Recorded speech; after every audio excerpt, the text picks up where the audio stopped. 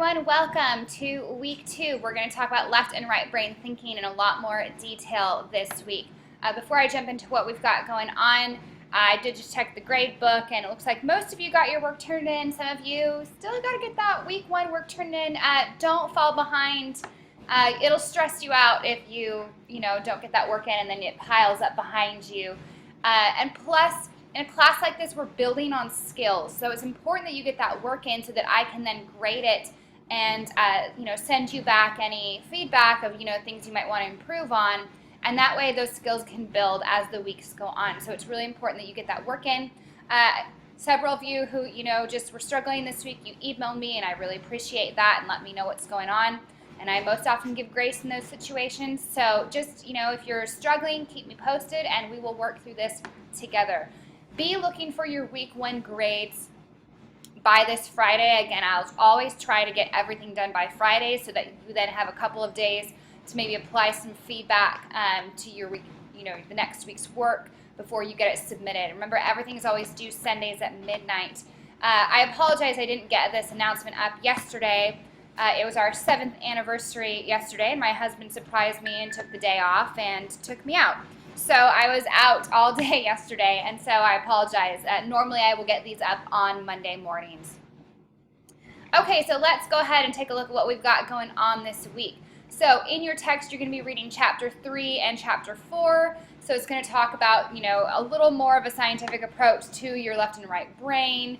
And then it's going to talk about some techniques of how to cross over from that left brain to right brain. And I encourage you guys to all go back to that week 1 activities. If you haven't taken that brain test yet to tell you if you're left or right brain dominant, go do it. It's just a cool little thing. It takes like 30 seconds to do, so no big deal. But I think it's an interesting thing to learn about ourselves. Okay, so you have your first sketchbook assignment. So this is due by the end of week 3. So basically, you're going to be doing 2 weeks worth of sketches. I put it in week 2 because I would recommend starting it now. So do 5 sketches this week, 5 sketches next week, and that way you're not, piling 10 sketch pages into 1 week. So this is your 5 by 8 inch sketchbook, 10 pages of sketches, and these are quick drawings. Should take 15 minutes. So the idea is to be honing those fine motor skills.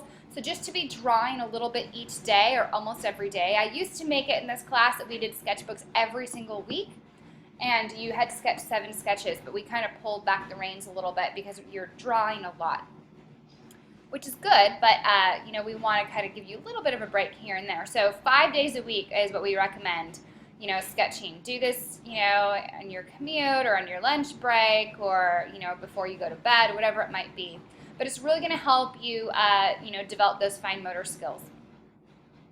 Okay, so this week's theme is geometry. So are you the type of person who sketches swirling shapes, or are you more linear and you sketch more geometric shapes? I tend to be that type. I think because of my background in interior design, I was, much more into space planning and linear shapes and, furniture and all that kind of stuff. So this week, focus on objects around you that are geometric in nature. So think squares, spheres, triangles, cylinders. You might even set up some blocks, some books or boxes, and sketch them. So start to pay attention to how larger forms, like a chair or a car, are broken up into smaller geometric shapes. So we want to start breaking things down into components, because that's really going to help us when we start doing free drawing to look at that and kind of piece things together. And I find this to be a really helpful technique. So start to look at shading. Where do the shadows start to fall? Are there highlights? So highlights are the brightest points. So for example, in this drawing, we know that the light source is coming from here, right? Because this is bright. If the light source had been coming from this side would be in shadow, and this side would be bright, right? So if you're going to set up boxes or books or something, you may want to take a desk lamp and shine it on one side to give you really strong directional lighting so you can see some really dominant shadows and highlights, just to get you used to thinking that way in terms of how light falls on objects, because that's going to help your drawings look more realistic as well. So at the end of the week, take a photograph or scan each page of your sketchbook. This is another reason why I recommend you starting it in this week. because then, each day or maybe at the end of the week on Friday or Saturday, you want to go ahead and scan those 5 pages that you've done, and then the next week do the next 5, so that way you're not piling all of that up at once. And then what you're going to do is you're going to use the Blackboard text editor to embed each day's sketch image into a journal entry. And if you want instructions on how to embed images, I've included a tutorial here, so you just need to click on this and it'll be a quick video tutorial on how to use the text editor, which will include instructions on embedding images. Okay, let's talk about our copy assignment. So we're dealing with conflicting spaces. So I want you to do workbook activity 5 and 6, so just 2 of them, but these take a little bit longer than the ones from last week. So you're going to do the vase face drawing and then the upside down drawings.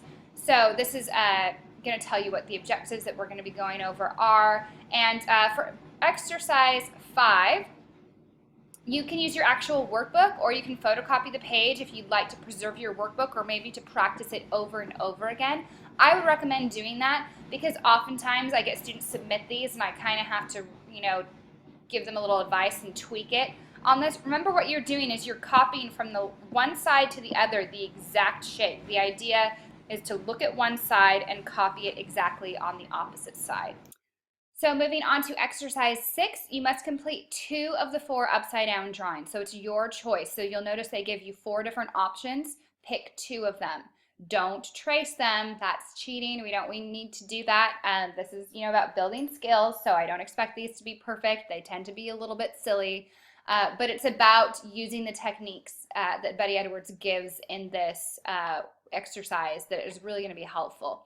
So use paper from your 11 by 14 inch drawing pad and your viewfinder to draw a frame the size of the image in the exercise. So you can use your workbook again, but I suggest preserving it, and I think it's nicer to draw on these bigger sheets of drawing paper. When your 3 images are photographed, so your vase face drawing and your 2 from the exercise 6, which are the upside down drawings, make sure that you photograph or scan them into your computer. Make sure again that images are very clear, that they're photographed from directly above, there's no shadows, and they're not blurry if you're going to be photographing. And then you have your submission instructions, different options here. Okay, so our create assignment, a really cool one this week. We're doing a tessellations project. I've included for you this PDF that we'll look at in just a second. But if you're wondering what on earth is a tessellation, you can click here to find out, and it will take you to a cool link that's going to talk to you all about this idea of tessellations, which is basically tiling different designs together. You've all seen this before. We probably did this kind of thing in elementary school or even in high school. Also, if you look back in the instructions here at the bottom, this section right here, it says additional enrichment. You may want to view the following documentary on the artist M.C. Escher, who's the most well-known tessellation artist. So if you're into that kind of thing, which I definitely am, really cool, and it might help you understand how a fine artist who's actually very logically minded and very mathematically minded, very linear, can design some really cool artwork and still be a little more left brain oriented. So don't worry, art isn't just for the, super artsy right brain people, right? Okay, so you're going to do 3 methods of tessellations in this project: the paper cut method, the line method, and the slice method. And you're going to be graded on all 3 of these, so you don't just pick one, you do all 3. One tessellation must be an animal, one must be in grayscale, and one must include a unique pattern. So let's go ahead and look at the instructions. So I've made it very, very clear. So you have some pre-drawing instructions for how to set up your 11 by 14 inch drawing sheets of paper. So go ahead and read through that. And then you have instructions on the paper cut method. And I've given visuals here for you visual learners like myself. And also we have a line method. And then we have a slice method. And so I'm not gonna go through this in this announcement just to keep it relatively brief, but it's gonna give you, detailed instructions. Any questions on any of these instructions, please let me know. One thing I will ask, don't just copy what they've done here. Come up with your own shapes, your own types of creations. Please don't just, do the same patterns that I've given in the instructions here. You can do a house, but maybe do a different variation of it. For example, Just, be a little creative here in that. Okay, and then for example, this is by MC Escher, this animal tessellation, so you can see the horse that he's done. This would be an example of a pattern, right? It's created into a floral pattern. And then here's grayscale. So this one is done all in black and white. So you're more than welcome. I encourage you to get out some of those other drawing tools and start, doing some different variations of color in these, and then just make sure that one is done in basically black and white and grayscale, which is varying tones or values of black and white, right? So that's what we're looking at. A really cool, really fun project. Again, for those of you who are a little more mathematically minded, you might really enjoy this one. I hope you do. It's going to give you submission instructions here, all that good stuff. Again, remember, assignment file should be titled with student's last name, name of the assignment. And then you also have a critique this week. These are very quick, so don't be intimidated thinking, oh, there's so much going on this week. These are very, very quick.